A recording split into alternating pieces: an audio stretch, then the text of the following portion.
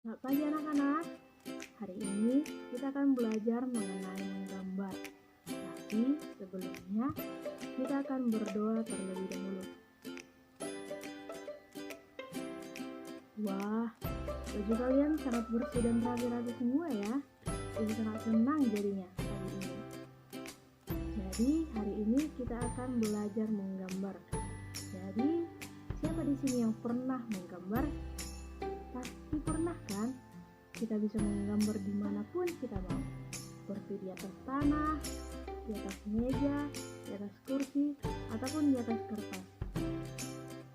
Anak-anak, menggambar itu merupakan bagian dari aktivitas yang kreatif untuk membentuk imajinasi yang menyampaikan ide, simbol, serta bentuk ekspresi atau perasaan. Jadi anak-anak, menggambar itu adalah penyalur pikiran dan juga perasaan kita. Seperti contoh, Andi perasaannya sangatlah marah. Maka Andi akan menggambar seperti benang-benang yang tidak memiliki arah dan memiliki ketebalan garis yang berbeda-beda. Nah, anak-anak ibu sekalian, menggambar itu ternyata sudah ada loh sejak lama, dimulai dari nenek moyang kita pada zaman prasejarah. Saat itu mereka menggambar di dinding-dinding goa. Mereka tidak menggunakan pulpen seperti kita ini sekarang. Mereka menggunakan batu kapur dan juga tanaman-tanaman yang berwarna. Ada beberapa jenis-jenis menggambar. Yang pertama, menggambar bentuk. Contohnya, menggambar bentuk kursi, menggambar bentuk meja, ataupun menggambar bentuk kubus. Yang kedua, menggambar ekspresif. Seperti contoh, menggambar pemandangan. Yang ketiga, teknik menggambar. Ternyata menggambar itu memiliki teknik-teknik juga ya. Yang pertama itu menyambung-nyambung garis. Yang kedua, memberi warna agar terlihat seperti menarik. Kalau kita menggambar, agar gambar itu menarik, kita harus membuat warna-warnanya. Seperti kalau kita menggambar kursi, kita bisa membuat warna merah ataupun warna hitam. Anak-anak ibu sekalian, menggambar itu ternyata memiliki fungsinya. Bukan karena menggambar itu asal-asalan.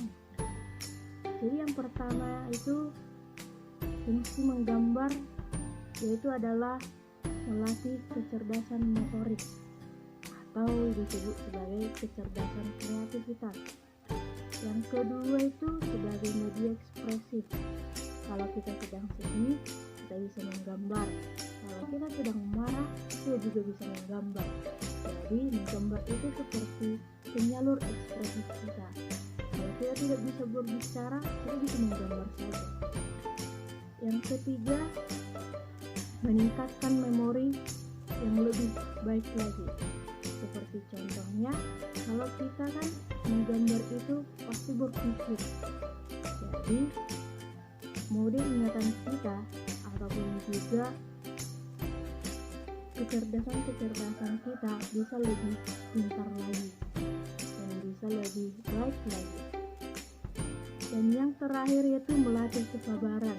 Karena menggambar itu harus membutuhkan kesabaran agar gambarnya bisa lebih baik, lebih indah, dan enak dipandang.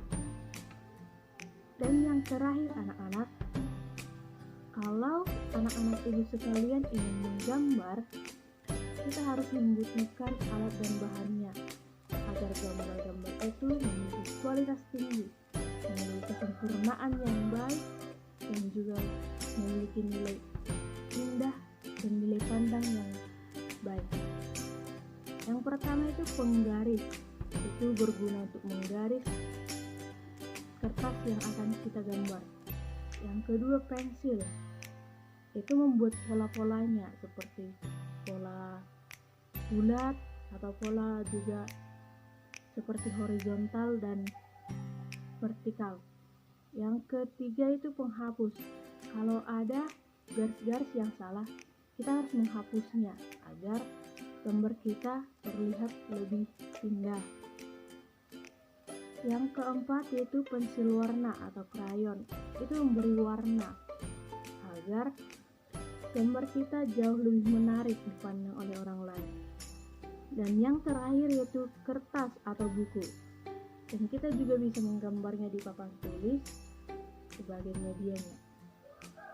Karena waktu kita sudah hampir habis, tugas anak-anak ibu sekalian semuanya adalah menggambar keluargaku, yang di dalamnya seperti ada ayahku, ibuku, kakakku, adikku, dan juga aku. Sebelum kita pulang, kita akan berdoa. Demikian pembelajaran kita hari ini. Selamat siang anak-anak.